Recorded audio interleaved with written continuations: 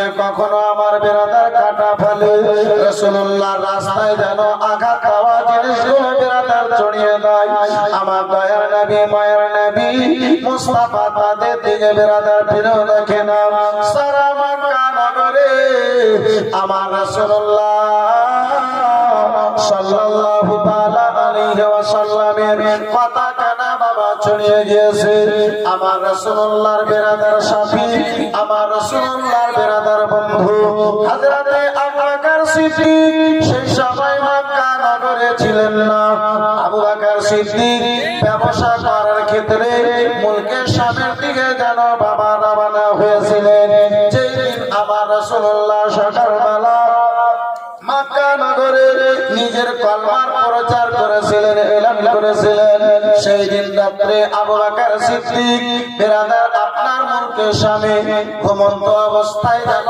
স্বপ্ন দেখেন আবু বকর সিদ্দিক বাবা যেন স্বপ্ন দেখেন আকাশের চাঁদ বেরাদার দুই খণ্ড হয়েছে এক খণ্ড হযরতে আবু বকরের কোলে এসে পড়েছে অপর খণ্ড কানা বেরাদার আপনারা কানা পাহাড়ের উপরে পড়েছে আবু বকর সিদ্দিক বেরাদার মুসলমান সেই চন্দ্রের আলোতে সারা দুনিয়াকে যেন আলোকিত দেখতে পায় সুবহানাল্লাহ সুবহানাল্লাহ আরে হুজুরে সুবহানাল্লাহ স্বপ্ন দেখতেছেন আবু বকর সিদ্দিক চাঁদের এক খণ্ড এসে আমার কোলে এসে পড়েছে যে চাঁদের আলোতে আমি সারা দুনিয়াকে আলোকিত দেখতে পাই বেরাদার মুসলমান আবু বকর সিদ্দিকের ঘুমটা ভেঙেছে আবু বকর সিদ্দিক হয়রান ও পরেশান আবু বকর সিদ্দিক আর ঘুম আসে না সকাল বাবা হয়েছে কাহিনীর নিকটে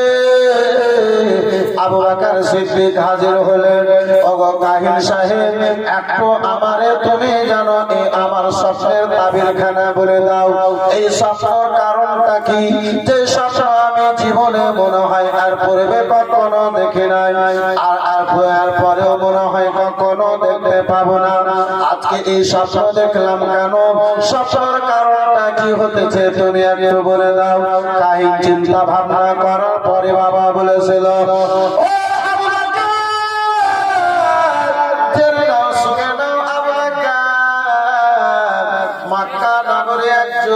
কলমার এলান করেছে নিজের নবুয়তের এলান করেছে আবু বকর তাড়াতাড়ি করে যাও সেই রাসূলুল্লাহর কলমা পড়ে তুমি ইসলামের মধ্যে দাখিল হবে এ আবু বকর সেই ইসলামে যখন তুমি দাখিল হয়ে যাবে সেই রাসূলুল্লাহ তোমারে এত সম্মান দান করে দেবে যে সকল ইসলামের মাননেওয়ালাদের তুমি জানো চোখের জ্যোতি হয়ে যাবে সুবহানাল্লাহ সুবহানাল্লাহ সম্মান ওই আবু বকর সিদ্দিক যে আবু বকরকে আমার রাসূলুল্লাহ বলেছিলেন আবু বকর তুমি আমার দুনিয়ার সাথী হে আবু বকর তুমি আমার কবরের সাথী হে আবু বকর তুমি আমার হাসরের সাথী আবু বকর শুধু তাই নয় তুমি জান্নাতেও তুমি আমার সঙ্গে থাকবে আবু বকর সুবহানাল্লাহ সুবহানাল্লাহ বাবা জীবন ভাইরা আমার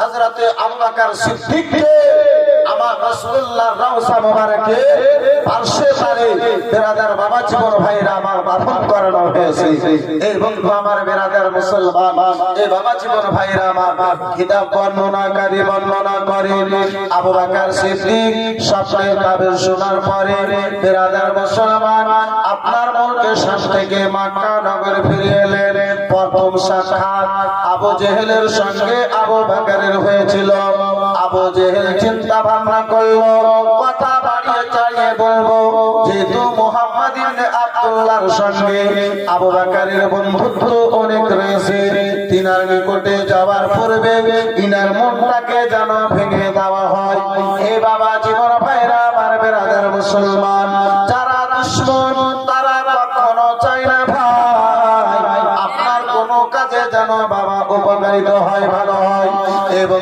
আমার বেরাদার আবু জেহেল চেয়েছিল আবু বকর সিদ্দিকের মনটাকে ভেঙে দেব মুহাম্মদ ইবনে আব্দুল্লাহ নিকটে যাওয়ার পূর্বে তার মনটা ভেঙে যাবে তার কলমা পড়ে যেন মুসলমান হবে না বন্ধু আমার বেরাদা আবু জেহেলকে বলে, আবু বকর তুমি শুনেছো আবু বকর, যে তোমার বন্ধু, যে তোমার দোস্ত রয়েছে আবু বকর, সেই নাউজুবিল্লাহ মজনু হয়ে গেছে, পাগল হয়ে গেছে, তিনি নাকি নিজের নবী হয়েছে, নিজের নবুয়তের জন্য এলান করেছে, প্রচার করেছে।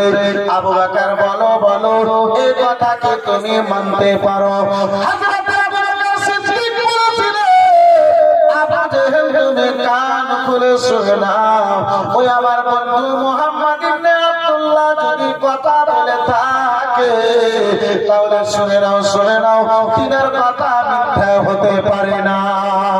সুবহানাল্লাহ, সুবহানাল্লাহ। মক্কার অন্য কেউ যদি বলতো তার ব্যাপারে একটু আমি চিন্তা ভাবনা করতাম, কিন্তু ওই রাসূলুল্লাহ যদি বলে থাকে, ওই মুহাম্মদ যদি নিজের নবুয়তের এলান করে থাকে, তাহলে তিনার কথা মিথ্যা হতে পারে না, তিনার কথার উপরে কোনো সন্দেহ হতে পারে না।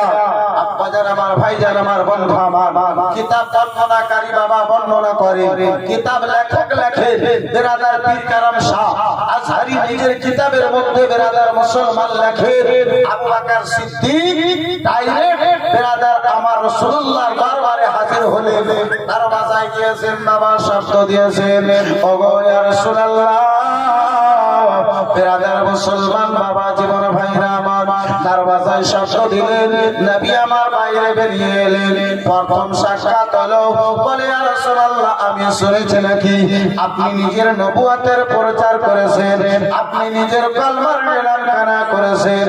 আমার রাসূলুল্লাহ বলেন, হ্যাঁ আবু বকর আমি নিজের কলমার এলান করেছি, তুমিও আমার কলমা পড়ে ইসলামের মধ্যে দাখিল হয়ে যাও। বেরাদার বর্ণনাকারী বর্ণনা করেন, যেমন আবু বকর সিদ্দিককে বলা হয়েছিল, আবু বকর সিদ্দিক বিনা কোনো চিন্তা ভাবনায় সঙ্গে সঙ্গে আমার রাসূলুল্লাহর কলমা পড়ে ইসলামের মধ্যে বাবা দাখিল হয়ে গেছিলেন। সুবহানাল্লাহ, সুবহানাল্লাহ। আবু বকর অল্প সময় পর্যন্ত বেরাদার একটু চিন্তা ভাবনার জন্য আমার রাসূলুল্লাহর নিকটে বাবা সময় চান। এই বেরাদার ইসলাম মুআজ্জাজ সামনে গ্রাম কেমন প্রেম ভালোবাসা হযরতে আবু বকর সিদ্দিকের আমার রাসূলুল্লাহর কবরে ছিল। এই বেরাদার মুসলমান, এই বাবা জীবন ভাইরা আমার, একবার দরুদ শরীফ পড়েন তো একটু আগে বাড়ি, আল্লাহুম্মা সাল্লি আলা সাইয়্যিদিনা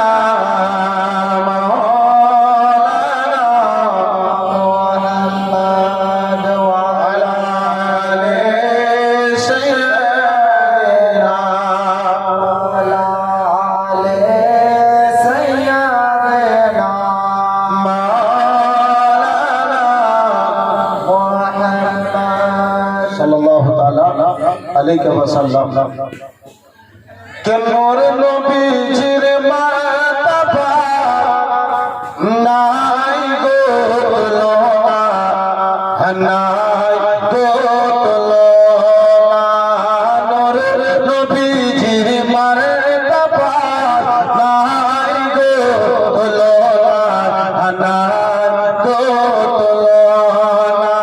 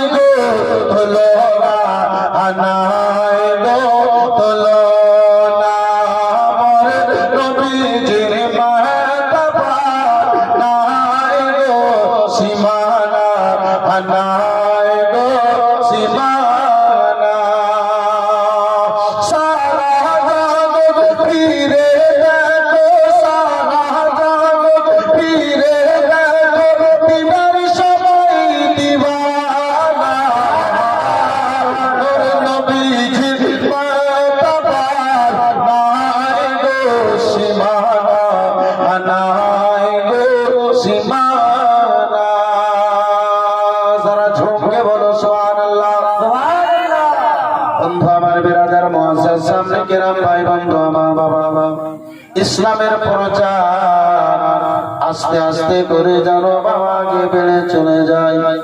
আমার নবী দয়াহান সাল্লাল্লাহু তাআলা আলাইহি সাল্লামের উপরে তারা আঘাতের উপরে যেন আঘাত করে চলে যায়। ইসলামের দুশমন গণেরা, মক্কা নগরের কাফির গণেরা আমার রাসূলুল্লাহর উপরে বাবা আঘাতের উপরে আঘাত করে।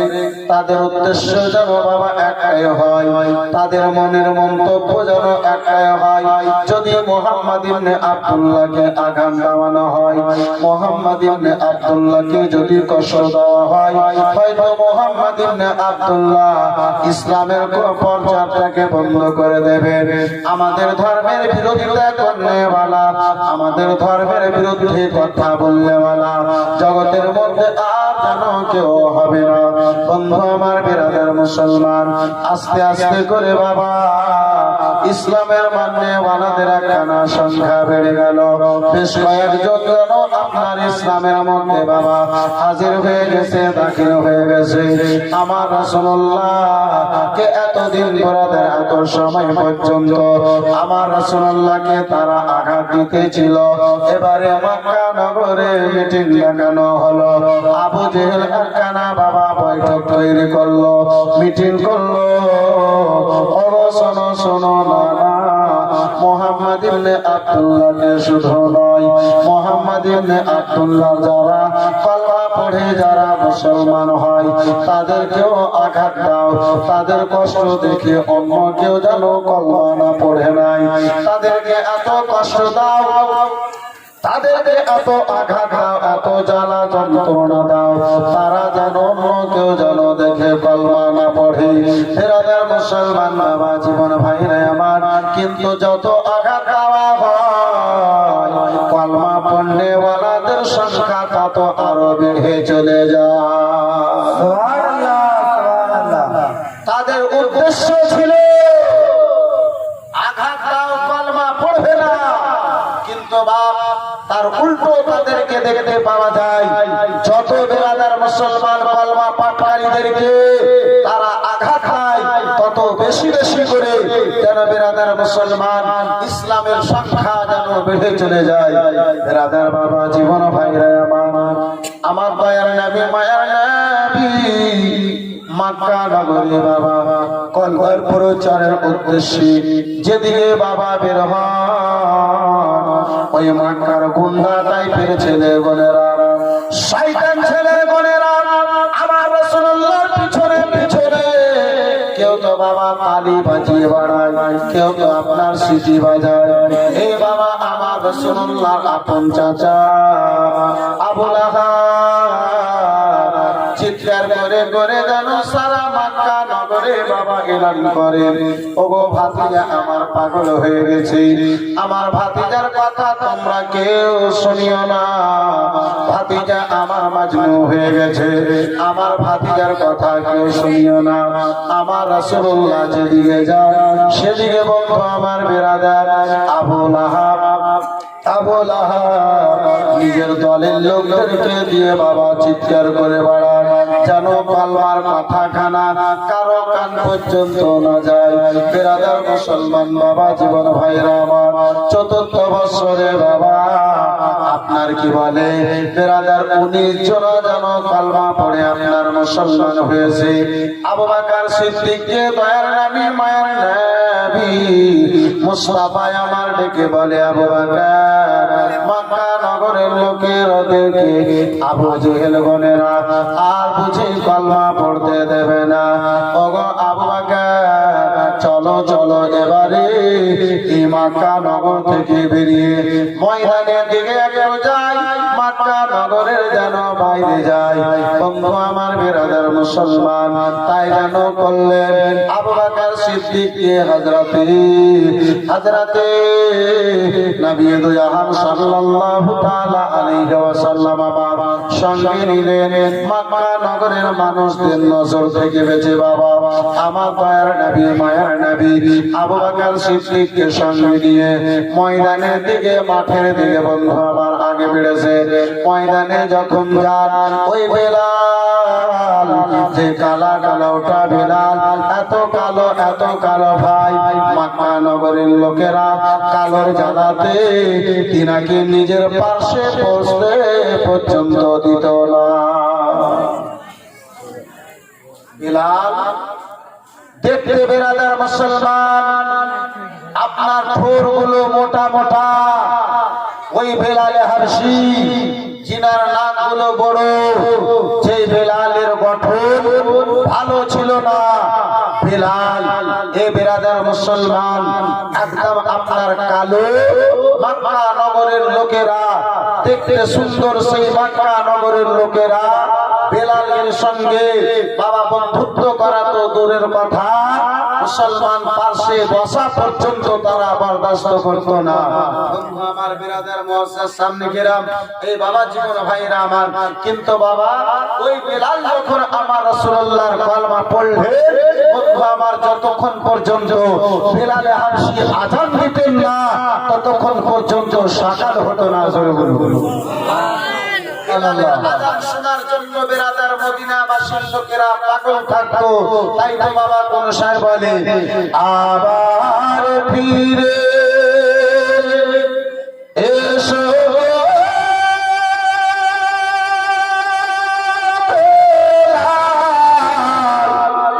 মোদেরি এ জগতে,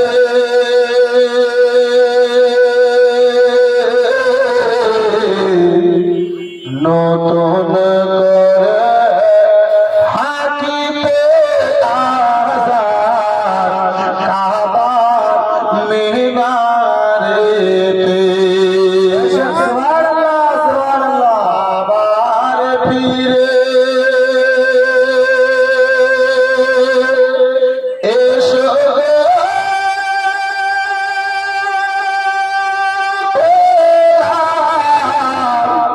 মোদেরি এ জগতে,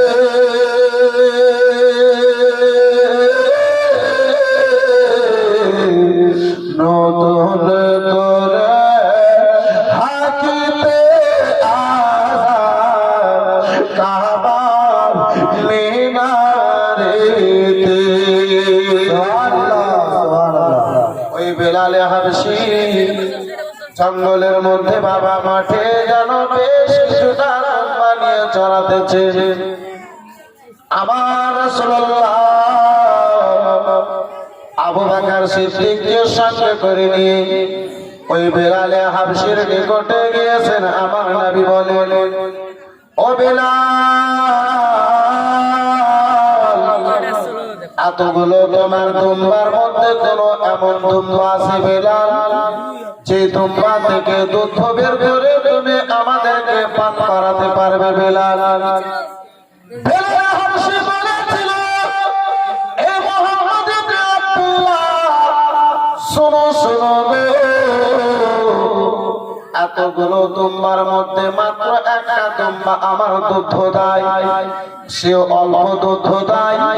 সারাদিন দুম্বাকে ময়দানে চড়াবার পরে সন্ধ্যাবেলা যখন আমি বাড়ি নিয়ে যাই, আমার মালিকের মেজাজি আব্দুল্লাহ ইবনে জাদান কে সেই দুম্বা থেকে দুধ দোহার পরে যেন তিনাকে পান করাতে হয়। এখন যদি আপনাকে সেই দুম্বার দুধখানা পান করিয়ে দিই, তাহলে সন্ধ্যাবেলা আমার মালিকের মেজাজিকে দুম্বার দুধ পান করাতে পারবো না। সেই সময় যেন আমাকে তিনার নিকটে ধরা পড়ে যেতে হবে। তাই বলে মুহাম্মদ ইবনে আব্দুল্লাহ, তাই বলে সাদিকুল আমিন, আমি আপনাকে যেন দুধ পান করাতে পারবো না। আমার রাসূলুল্লাহ বলেছিলেন, ওগো বেলাল শোনো, যে তোমার পুত্র, যে তোমার দুম্বা কানা দুধ দেয়, সেই দুম্বা নয়, এমন তুমি দুম্বা নিয়ে এসো যে দুম্বা তোমার গাভীও না থাকে, যে দুম্বা তোমার বাচ্চাও না থাকে, এমন একটা তুমি দুম্বা নিয়ে এসো। হযরতে বিরাদার মুসলমান, নবী গুলামের কথা শুনে বিরাদার 6 মাসের একটা দুম্বার বাচ্চা বেলালে হাবশি ধরে আমার রাসূলুল্লাহর নিকটে হাজির করলো। আমার নবী মুস্তাফা বলেন, বিলাল এই দুম্বাকে দুধ দেবে? বলে জানি না। আমার রাসূলুল্লাহ বলে, অবশ্যই এই দুম্বা দুধ দেবে। বেরাদার মুসলমান, বিলাল হাবশী বলেছিল, 6 মাসের বাচ্চা কি করে দুধ দিতে পারে? আমার রাসূলুল্লাহ বলেন, বিলাল কোনো পাত্র দাও, কোনো বাসন দাও। বিলাল হাবশী পানি পান করার বাবা বাসন দিল। আমার আবু বকর সিদ্দিককে রাসূলুল্লাহ জানো বলেছিলেন, বিলাল পিছনের 2 পা খানা তুমি ধরে নাও। বিলাল হযরতে আবু বকর সিদ্দিক পিছনের 2 পা খানাকে বাবা ধরেছে। রাসূলুল্লাহ আমার বিসমিল্লাহির রহমানির রহিম পড়ে তোমার মাঠে যেমনই হাত দিয়েছেন, আল্লাহর রহমত নাযিল হলো, তোমরা যেন দুধে পরিপূর্ণ হয়ে গেল। সুবহানাল্লাহ, সুবহানাল্লাহ, আর জোরে সুবহানাল্লাহ।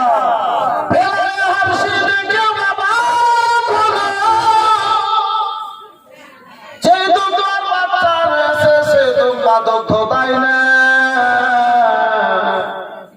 6 মাসের বাচ্চা পাটে যেমনই হাত দেওয়া হয়েছে, মুখে কেমন একটা কথা বললেন, সাদেকুল আমির মুহাম্মদ ইবনে আব্দুল্লাহ, তোমরা দুধে পরিপূর্ণ হয়ে গেল। কারণটা কি? চিন্তা ভাবনা করতে লাগলেন। দয়ার নবী, মায়ের নবী মুস্তাফা ওই দুম্বা থেকে যেন দুধখানাকে বের করলেন, নিজে পান করলেন, আবু বকর সিদ্দিককে পান করালেন, মুস্তাফা আমার বিলাল হাবশীকে পান করালেন।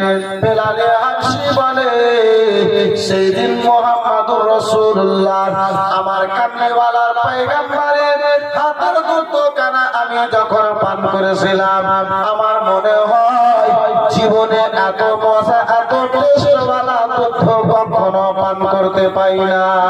সুবহানাল্লাহ, সুবহানাল্লাহ। মুসলমান এ বেরাদার বাবা, জীবন ভাইরা আমার, আর পাবে কি করে? এ বাবা এতদিন তোমরা যে দুধ দিয়েছিল বেরাদার মুসলমান, সেটা তার শক্তিতে ছিল, তার শরীরের ছিল, তার রক্তের পরিবর্তনে বাবা দুধ ছিল। আজকে যে তোমরা দুধ দিয়েছে সেটা আল্লাহর রহমতে দিয়েছে।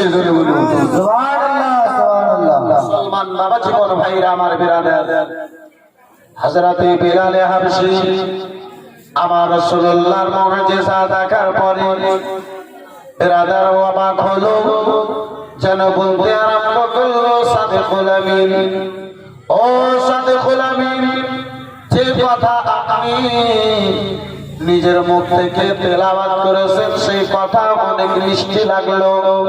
এই কথা কি আমি জানতে পারবো না? এই কথা কি আমি শিখতে পারবো না? আমার রাসূলুল্লাহ বলেছিলেন, ওগো বিলাল, তুমি যদি এই কথা কানা শিখতে চাও তাহলে তোমার জন্য একটা শর্ত রয়েছে।